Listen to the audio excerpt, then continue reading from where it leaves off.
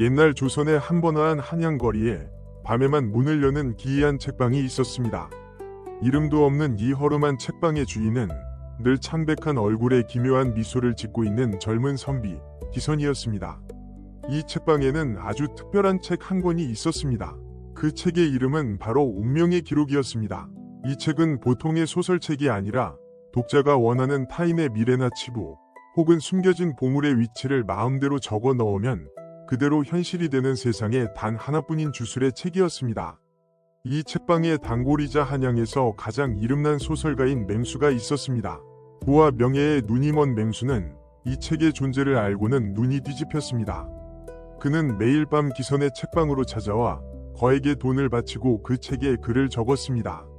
내일 조정의 영의정이 대감집 마당에 황금 항아리 10개를 묻을 것이다. 그리고 다음 날에는 장터의 거상들이 나에게 찾아와 전 재산을 기부할 것이다. 맹수가 책에 적은 황당한 탐욕의 문장들은 다음 날 아침이면 어김없이 그대로 실현되었습니다. 맹수는 손가락 하나 까딱하지 않고 조선 최고의 거부이자 쓰는 소설마다 대박이 나는 신의 작가로 칭송받기 시작했습니다. 맹수는 방에 틀어앉아 황금더미를 만지며 세상 모든 인간들이 내 글 한 줄에 놀아나는구나 하며 기고만장하게 웃었습니다. 그러던 어느 날 맹수의 끝없는 탐욕이 극에 달했습니다. 그는 이제 돈을 넘어 조선의 왕이 되고 싶다는 무서운 야심을 품었습니다. 맹수는 밤이 되자마자 기선의 책방으로 달려가 숨을 몰아쉬며 책에 글을 쓰기 시작했습니다. 보름 뒤 조선의 임금이 갑자기 승하하고 전 백성들이 만장일치로 나 맹수를 새로운 왕으로 추대할 것이다. 글을 마친 맹수는 승리의 미소를 지으며 책방을 나섰습니다.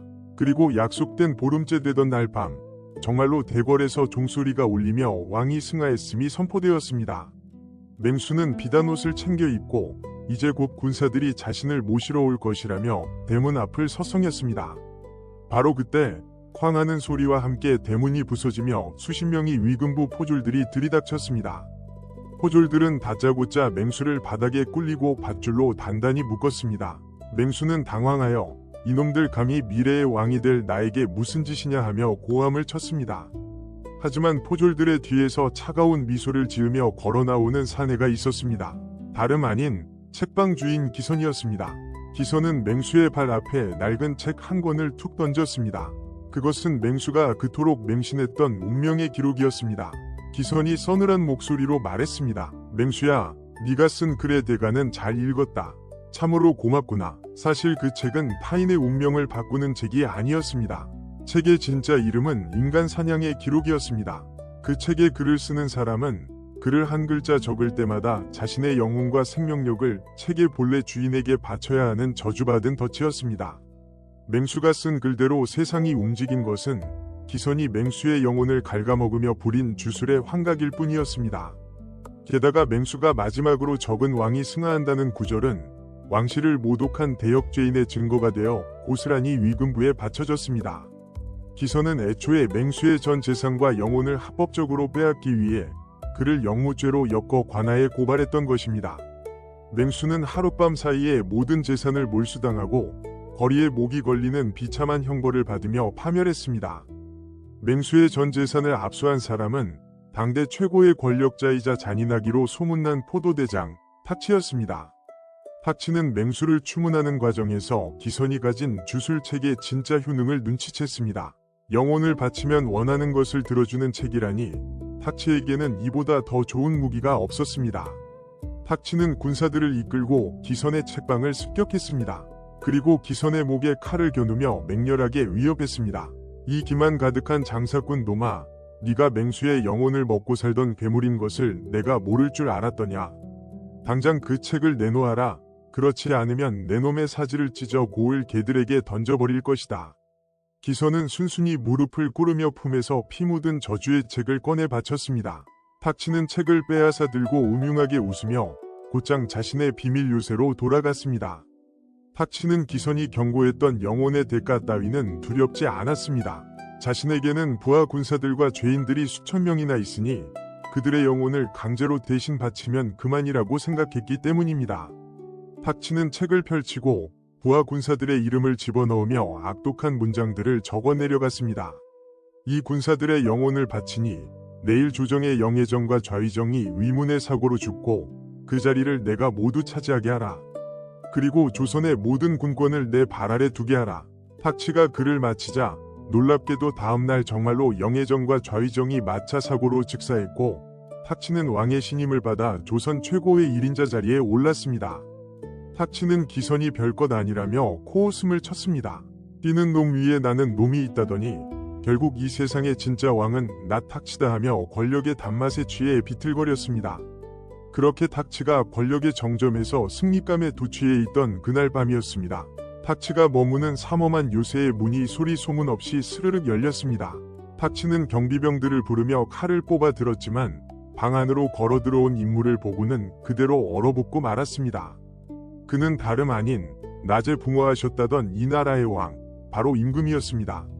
그리고 임금의 뒤에는 지하 감옥에 갇혀 있어야 할 책방 주인 기선이 공손히 고개를 숙인 채 서 있었습니다.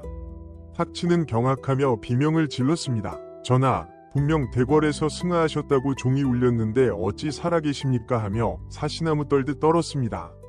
임금이 차갑게 웃으며 탁치의 손에 들린 책을 빼앗았습니다. 그리고 책의 맨 첫 장을 펼쳐 탁치의 눈앞에 들이밀었습니다. 그곳에는 아주 오래전 왕조가 세워질 때 적힌 붉은색 어인이 찍힌 문장이 있었습니다. 이 책에 적히는 모든 탐욕스러운 자들의 영혼과 재산은 최종적으로 이 나라의 군주에게 귀속된다. 진실은 가혹했습니다. 이 기이한 책방의 진짜 주인은 기선이 아니라 조선의 임금 자신이었습니다. 임금은 왕권을 위협하는 탐욕스러운 대신들과 사악한 자들을 한 번에 청소하기 위해 대대로 내려오던 저주받은 책을 이용해 거대한 덫을 놓았던 것입니다. 책방 주인 기선은 임금이 심어둔 충직한 사냥개이자 비밀 요원일 뿐이었습니다. 맹수가 죽은 것도 영의정과 좌의정이 사고로 죽은 것도 모두 주술 때문이 아니었습니다.